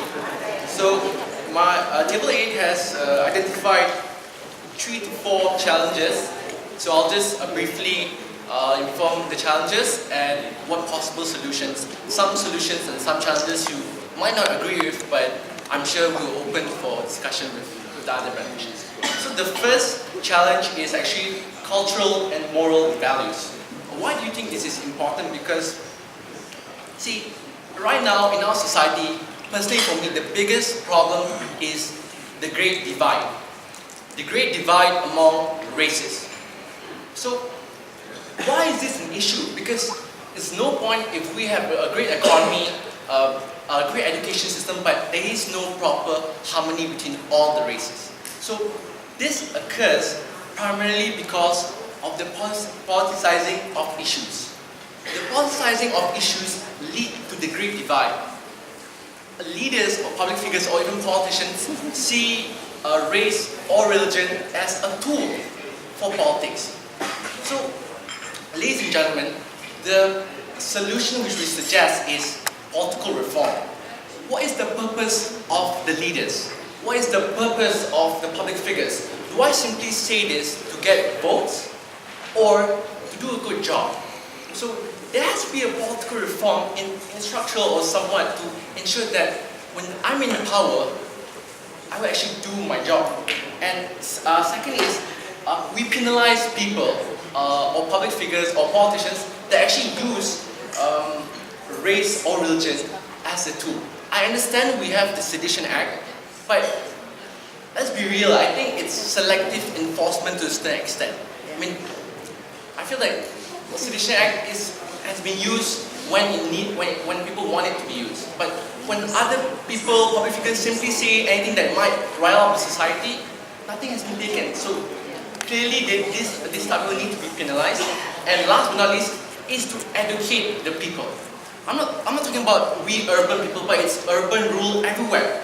Because when we educate the people, we empower the people because we choose our representatives.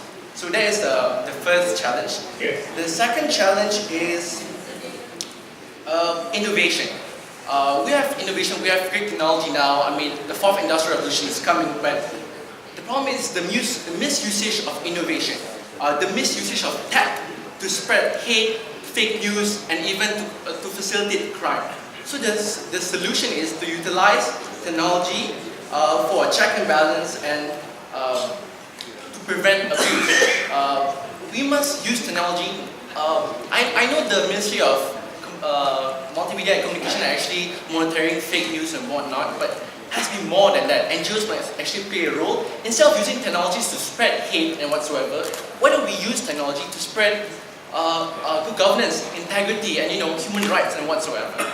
And the third chabran is the quality of life.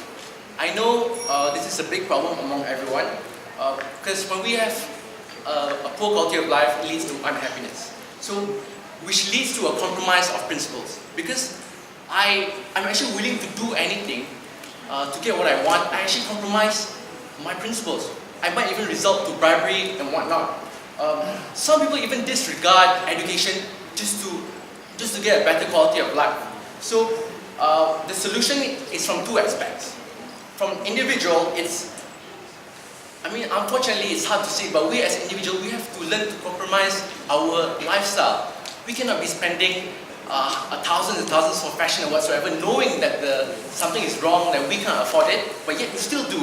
And then when we still do spend on unnecessary things, we suffer, our children, everyone suffer. We can't spend money on education because we care about how much we look like. But that's from the individual point of view. From the government point of view, there must be a proper management of spending. When the government overspends things unnecessarily, when there is a spend on above the market price, this should lead to a prompt of investigation by MACC. Why? I mean, MACC is doing a good job now, but this should be a trend. So when this becomes a trend, it becomes a culture for the government. Yes, we don't have enough money, but at least we don't overspend, at least we don't mismanage our funds. And last but not least, the last chabran, I'm sure everyone will be talking about this, is education. Our education system is to credentialize.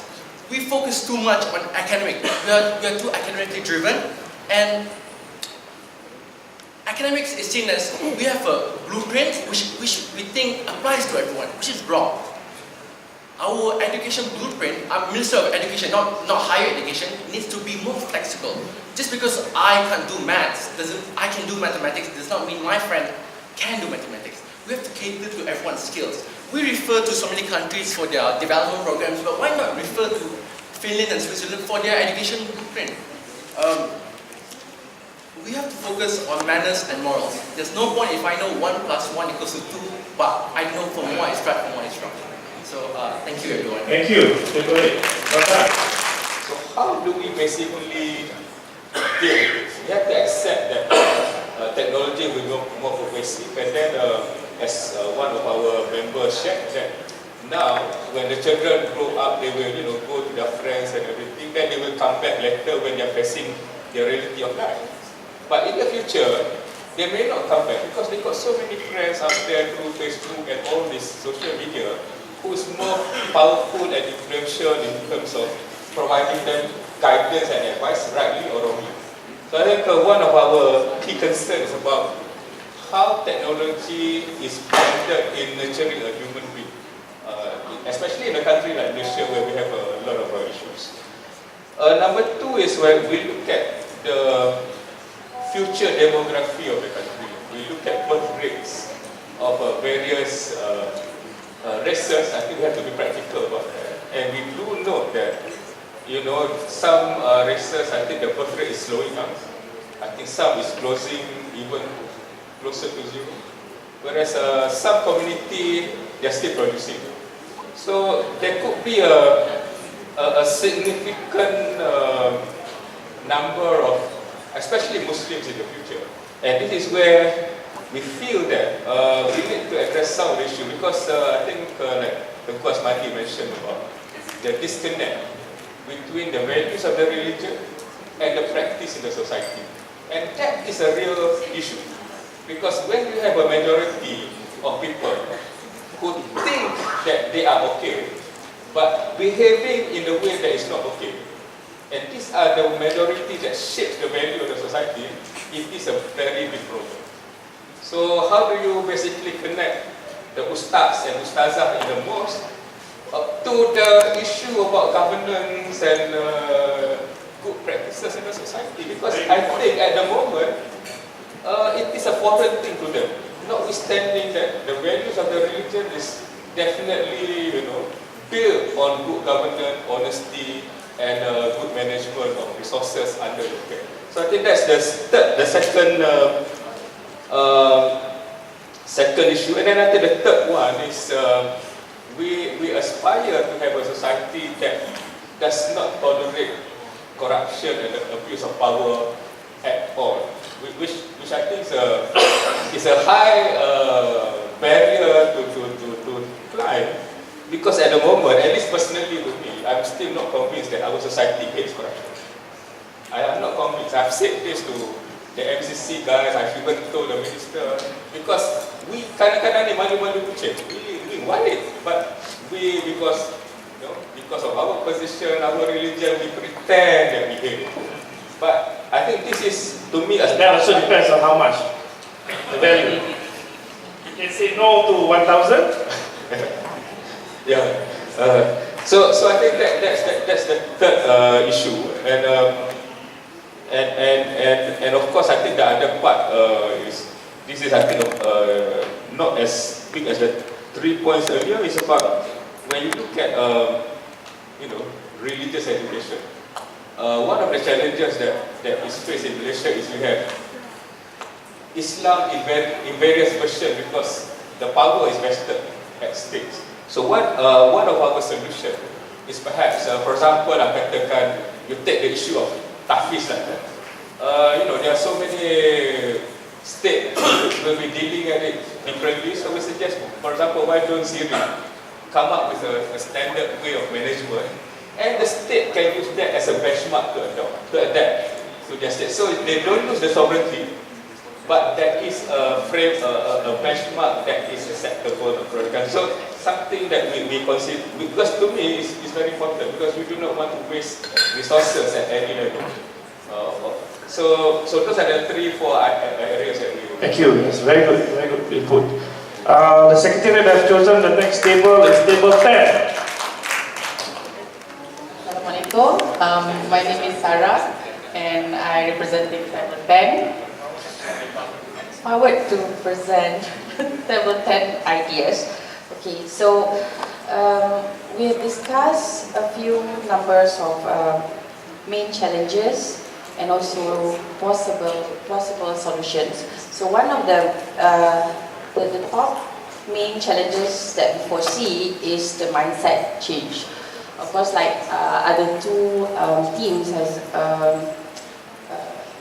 spelled out just now, it's about how to change the mindset that is not proactive, low level of good ways of thinking, no critical thinking, which may coming from the education system, where the universities may be not producing thinkers, and also lack of non-formal curriculums for the graduates as a guidance for them to behave ethically, morally, and also inculcate values and culture.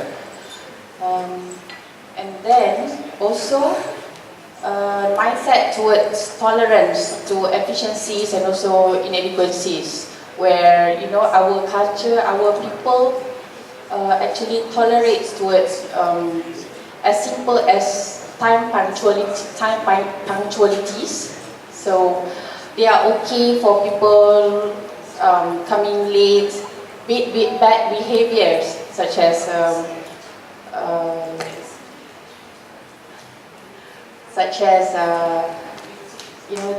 petty thieves and things. So they are trying even to cover up so that macam tak nak bagi orang malu lah, just like the second group just now said. And also as big as corruption practice. So they don't actually space out these things, and they make it like swept under the carpet. Okay, so possible solution is that we're saying that we need to have more non-formal curriculums to inculcate these graduates, to inculcate these young adults to be more aware about and also inculcate in the culture and the value, the right value and culture, and to advocate the right culture. And the number two challenges is the society. So we are now actually seeing a lot more societies living in urban style, where they have loose relationship, disconnected even with the people next door. So they don't really take care of each other and buat kerja masing-masing. So they don't actually look after each other.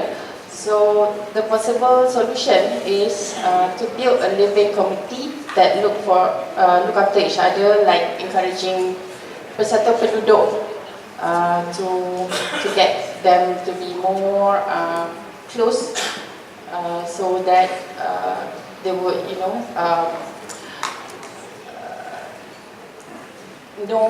know their culture and make it a living community. And then also encourage constructive feedback, encourage leaders to create a culture to accept feedback, and institutionalize feedback, basically. Thank you. So far, all the three tables that presented have given different views. Can we hear from table 3? Baik, Assalamualaikum warahmatullahi wabarakatuh. Table 3, sebenarnya banyak poin yang berwarna satu kita di presenter yang keempat. Tapi tak apa. First of all, I think most of the problem about integrity because of our economy. Sebab faktor yang mana apabila keadaan ekonomi sesebuah keluarga tidak bagus, maka dia akan mendorong kepada masalah integriti. Orang dirasuah pun sebab kadang-kadang sebab nak memenuhi bukan menjaga hidup, tetapi memenuhi kos gaya hidup. Kan? Jadi benda-benda macam tu. Jadi apa yang kami lihat, untuk kerajaan patut mewujudkan mengurangkan gap antara mereka yang berpendapatan tinggi dengan mereka yang berpendapatan rendah. Dan the split of economy ini dia kena lebih melebar lagi. Dan contohnya mungkin boleh adakan program-program membuka peluang-peluang pekerjaan yang boleh dibuat dari rumah. banyakkan seperti itu. Sebab masalah kadang-kadang, bila kita tengok anak-anak bermasalah, sebab time, faktor masa, maknanya contact time between parents dengan their kids getting less and lesser. Jadi sebab tu, apa yang saya nampak ialah wujudkan suasana supaya lebih banyak contact time antara parent dengan anak-anak. Jadi mewujudkan peluang pekerjaan di rumah-rumah. Mungkin dalam bentuk SME yang skala kecil betul, ya, yang membolehkan ibu bapa atau bapa dapat menjana pendapatan. Yang kedua adalah untuk berikan masa lebih kepada ibu bapa juga, maka kami mencadangkan penyelesaiannya adalah memberikan keistimewaan kepada kaum ibu. Ini mungkin kalau Malaysia buat memang kaum ibu sukalah. Untuk mereka tetap bekerja, makan gaji, tapi boleh buat kerjanya di rumah. Sebab kebanyakan kerja-kerja perhutanian, kerja-kerja yang mana boleh dibuat di rumah. Jadi tak perlu selalu datang ke pejabat.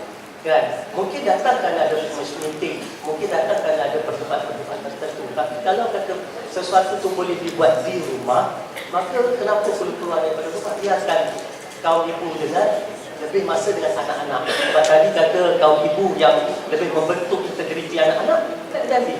Kan, dia ada di rumah. Tapi kaum bapa tetap kena keluar dan bekerja di pejabat lah.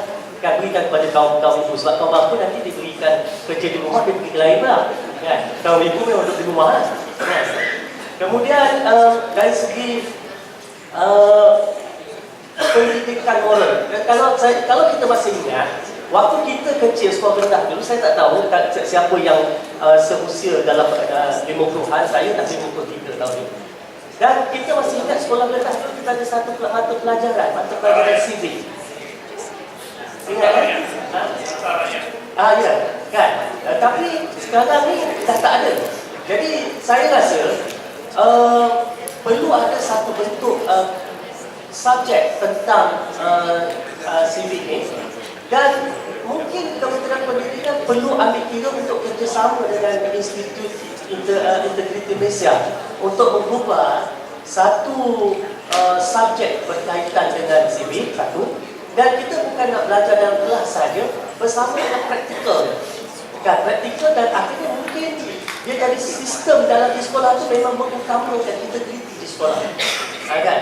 Contoh misalnya, saya baru ini saya pergi ke buat program di sebuah sekolah yang dibuat pusat zakat. Dan sekolah itu, Darul Kifayah ni, dia membelanjakan jumlah yang sangat besar, mengambil pelajar-pelajar duduk di situ. Dan untuk pengetahuan umum, pintu-pintu pecah, tingkap dia buka, wire semua dicabut, ya, sokong counting. So vandalism ni jadi satu benda yang begitu common. Jadi sebab tu saya rasa sebab ni masalahnya sebab tak ada mata pelajaran civic itu tadi. Jadi saya rasa benda tu perlu dijadikan satu benda yang wajib. Dan hari ini juga kita kena fikirkan satu pendekatan untuk supaya kita ni kurang bersifat individualistik. Hari ini kita tengok anak orang buat salah, kita tak berani nak tegur. Sebab kalau dulu kita di kampung, kita buat salah, kita tak berani sebab walaupun mak tak ada, pakcik-pakcik lain yang akan tegur. Jadi mak akan ayat bagi kita. Jadi mungkin kena jalankan satu kempen. Government kena betul-betul kempen bahawa anak orang juga kena jaga kain orang. Kena jaga tepi kain. Tak boleh tak menjaga tepi kain kan. Ya? Dan lagi saya rasa itulah yang paling penting sebab yang lain dah Terima kasih. Thanks for the additional input. Very useful. Well done. Give a clap to three. Can we hear from table 2?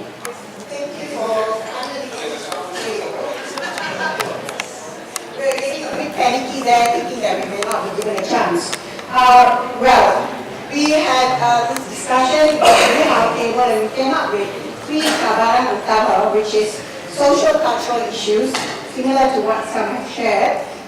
The other one was on systems, making sure that the institutions were had their activities, implementations and so on regulated properly. And the third one is the global challenges. But we got caught in the first topic and didn't venture to the rest because that was the most important issue, social cultural factors. Now, family will be the first thing that I'm going to address, where we think that family is very important, very critical, very crucial, and building integrity. we cannot IT that job to the school or to the religious bodies, also on and so forth, your babysitter and your nannies and so on, but hands-on involvement of the family. And to facilitate this, when you ask for cadangan penyelesaian, we would like to say one of the suggestions is kursus perkawinan should have a module on parenting that is dense, sufficient to deal with issues on how to parent children well, and this must be taken seriously by both men and women. Although we all say women play a great role at nurturing, but I think we should look away from sleeping partners or silent partners in a relationship. Of course, we are all sleeping, don't really have children, but we understand. We understand that the sleeping partner and silent partner issue is what facilitates sometimes because mothers can be overly doting, overly loving, and spare the rod and spare correction, and therefore tends to the problem of integrity and various other social issues. The next agenda under the family is to have good work environment for women. Okay, here we're looking at childcare centers, flexi working hours for women. I have to do that as a woman, although my child doesn't need me anymore. Flexi working hours for women, and also work environment. So they can work from home for certain jobs, which allows them to actually spend time with their children and no longer use the excuse as work demands my time and I have no time for my children, right? And that shared responsibility between the father and mother comes back to housework as well. I don't think, and I don't come from a family that actually implements this, where wives do all the housework and husbands sit in front of the TV. I think we all need to share responsibility of the care of our children, because they are what we give to this world and what will be taking over the next 30 years. So next goes to the schools. Okay, schools, PIBG. I know when I was in school, I used to shit in my pants when we had PTA, because our parents used to come to school and find out exactly what we were doing. But now, we've had this lukewarm to almost cold participation from parents when it comes to the education of their children. It's now the function of the teachers and the headmaster and everyone else but theirs to make sure that their child gets educated well. So PIBG needs to be re-energized, to be given a shot in the butt and or light a fire under your butt, where they must come back actively as before and participate in the education of the children. Next, pendidikan moral. A dear friend from the other table mentioned it, civics and pendidikan moral. One issue with that is the content of the syllabus. Okay. Second issue is the Muslim students go for their religious study during this topic, pendidikan moral course. And it's all head knowledge. In order to pass this exam, you need to hafal sampai muntah darah, and then you pass. But whether you're applying it or not is a secondary issue. So I think a lot of this, the course content, needs to be translated to application. How do you apply it in real life? Not that I pick the right moral value in the exam, but I pick it all the time whether I'm sitting for the exam or not. Okay? So you must have the check and balance factor inbuilt as part of our DNA, not as something that is just there to pass exams. The next thing is minggu integrity. We have minggu bahasa Inggeris, minggu macam-macam minggu ada kat sekolah, but don't have minggu integrity. Kita ada bulan integrity. Ada. Some schools got, but some schools November bulan integrity. Are you making a bulan already? Yeah, sorry. Serious? Yes. In schools. It's nationwide. Have it? Yeah. Not that we know of, that means Okay, it's not. so we need to make the announcement. Yeah, so maybe it's something that we should do it in a more regular basis, or maybe certain parts, there's a trickling factor. Some schools are doing it and some schools are not. It should not be made optional lah. That means integrity should be something bulan ke, minggu ke, whatever. Hari-hari. As long as it happens, but sehari itu I don't agree lah, because I think hari-hari. yeah, lifestyle. It should be a lifestyle. The other thing that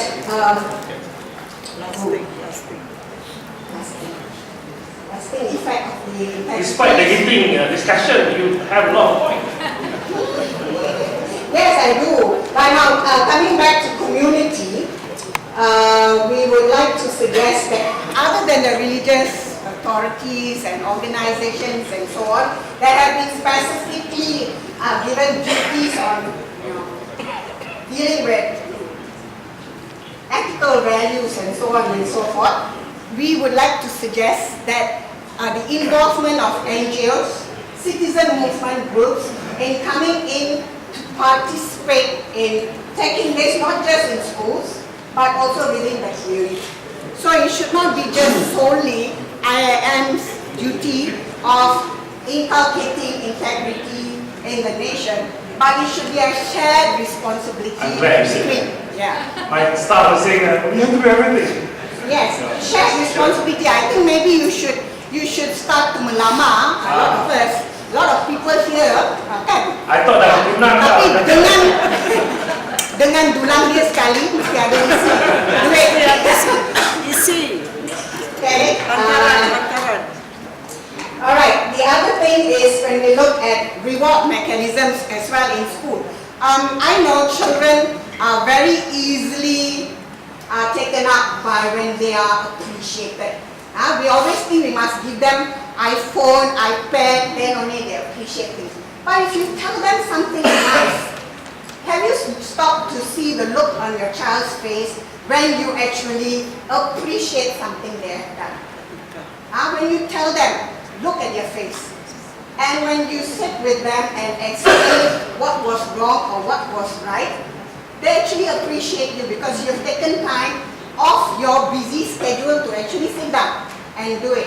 And I was just sharing with my table, the reason I have the values I have is my grandfather didn't come with a cane, okay, and whacked me and for doing something wrong, but he sat me down and explained the right and the wrong. And the final one is the institutions. If we're looking at people being appreciated, we have Anugerah Perkhidmatan Cemerlang. Maybe we can add one there, Anugerah Integriti. Takut lupa bagi anugerah esok dia tangkap. Yes, there must be a check and balance thing there as well lah. Yang bagi integrity punya award tu jangan yang kali integrity. Okay, that's it from our. Thank you so much. Well done. Give a clap. Last but not least, can I invite table 1? Now we want to hear the wisdom. I think the first point, which is very important, I think I would like to thank Integrity because if not, we'll be having the crisis of confidence in facing our next generation. It's very important. Number two, you talk about crisis of integrity. Of course, we are facing crisis of integrity because as you see that there are so many statistics which shows that even our IPTA students are having a problem. Number one, the most important point here is education.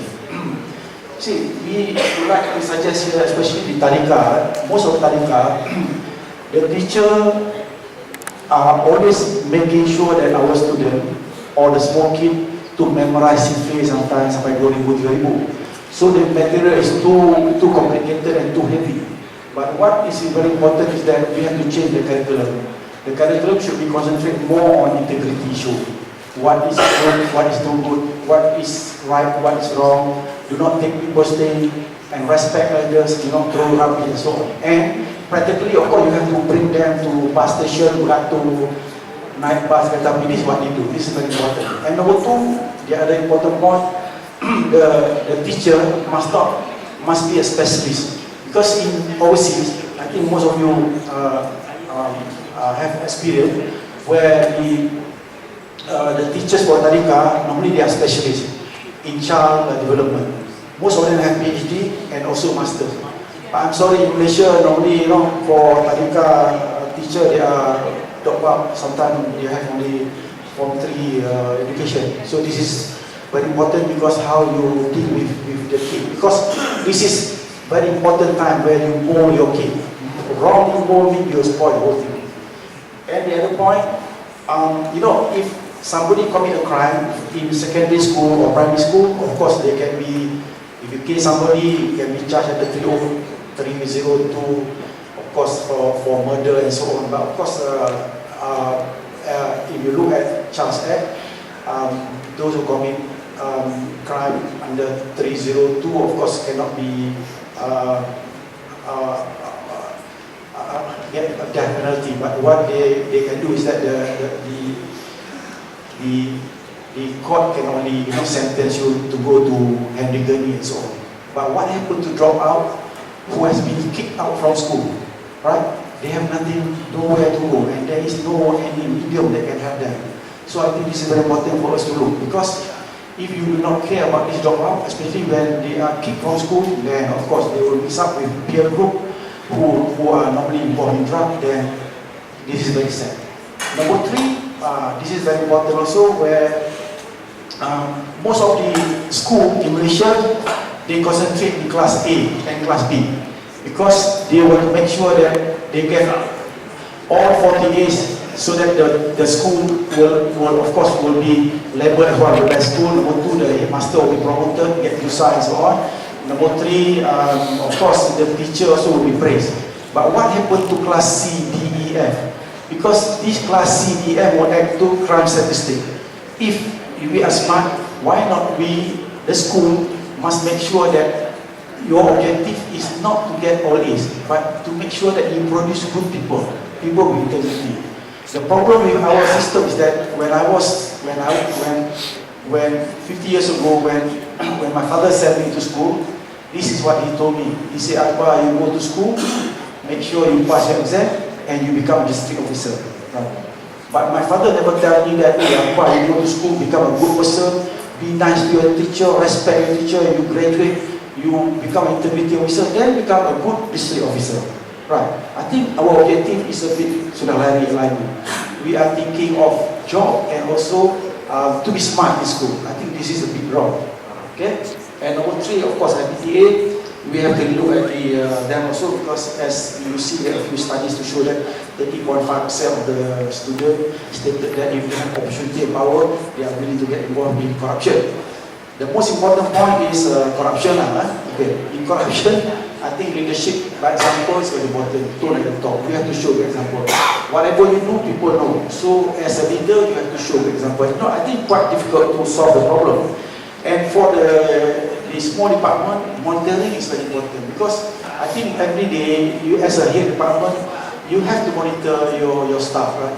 We will know by looking at red flags, Even if you are monitoring, you can know by looking at red flags. Living beyond means, too close to client, or those are involved in drug, you can see. But this is the early detection that we can do. And the other very important point, so the Chief Integrity Officer. The Chief Integrity Officer is produced by the ACC. But the problem is that if you look at our Association of Certified Fraud Examiner, we have to undergo certification every year. So we need to say that I have to read book, I have to attend courses regarding on the issue, on the field. But if Chief Integrity Officer, you attended the course 5 years ago, but you don't read books, and you come from a different discipline, I think you will not improve. So this is very important. So make sure that you have certification. Let them read and undergo some courses. And last but not least, for YBhg, I think it's very important to invite a professional rather than you invite politician to give a talk. Because if you invite politician, of course they give you money, but this is a short term, you get money, you pick one bangsa habis. But when you invite a professional, they can give a better idea, you can advise you. So So I think it's good for the school, for PIBG, not to invite politicians, but invite professionals to give more impact. Because this impact is long term. You invite politicians, it is a short term. They give money, you give one bangsa, it will be habis, right? Tak tahu ada lagi. Then, Dr. Anis, make sure that whatever we do, make sure that it is not only theory, right? We need practical. We hope that by 2050, everything will be okay. But I think most of us, we have so many good theories. Here and there, we got so many concept, principle. But the most important is practice. How to be practical. I think this is very important because I think we are wasting our time, we are wasting our money. But I know, doctor, you are a doctor, and then you are a good CEO of IM. I'm sure I trust you. You can do. Trust is very important. Thank you. Thank you, Dr. Wan. I can make our recommendation, all of the input is a recommendation. Whether we follow or not, that's another thing. But we will try to push. Thank you again to all. Please make sure that the other table that didn't get a chance to present, to give your input to the Secretariat. Anybody, can someone be the focal point? No need to raise your hand? Okay, so everybody make sure you pass it to. I just want to end. I'm not going to try to summarize the presentation made by the sixth table, but I just want to share a problem with us, based on this slide here. You know, babies in mother's womb, God created the heart first, not the brain. The heartbeat is when you scan to check. Problem is that the moment the baby is out, we are busy trying to make the kid intelligent, you know, school, tuition, piano lesson, everything you want all at once. The more they grow, they get to university, of course the brain gets bigger, but the heart gets smaller and smaller and smaller. In the end, they are smart, but they are smart at cheating people. Big-headed, but they are heartless. The heartless people are the ones that do all this action that we see today. So we have to challenge this. We touch the head, but we don't touch the heart. The work that we are doing at this institute is we are trying to change, reverse this. We are touching the heart. On your way out, you will see some of the things that we are doing, some new instruments that we have developed in the last 2 years of changing this culture. Culture change requires time, and we need to do this. But one last point I want to remind us, we cannot think that we can solve all the problem with one solution. One size doesn't fit all. You cannot give one size uniform and expect I certainly don't wear size M. So the same goes to everyone. So different people have different ways of how. So we have to do different things. And in this institute, we're trying to do as much. But we want to inculcate, create awareness so that the other agencies responsible for certain issues must take up. They should also take on the idea, some of the things that we have developed, do it to a different, because certainly, ceramah alone will not solve the problem. We have to employ different tactics and techniques in order to make sure that this change and 2050 that we want to achieve is something achievable. And I really like the point that Nick brought in with the minister. We have to go back to basic. We have to deal with the things we need to do first before we start to be too sophisticated about things that are yet to come. But we have to prepare them early, and hopefully the next generation will be ready for the greater challenge. And by 2050, our children and their children will be able to live in this country where they can enjoy the kind of things that we have enjoyed in the past, and we hope for a better future. With that, I thank all of you for your time to be with us this afternoon, from morning, and all the input, the great inputs that you have given to us. Inshallah, we will do our best to make sure that all this report will be submitted to the relevant agencies responsible to compile the TN50 reports, and that some of these things will be part of the main report. I now hand over to the master ceremony to let you know what else we have in store for you this afternoon. Thank you again. Assalamualaikum warahmatullahi wabarakatuh. Terima kasih diucapkan kepada YBhg Datuk.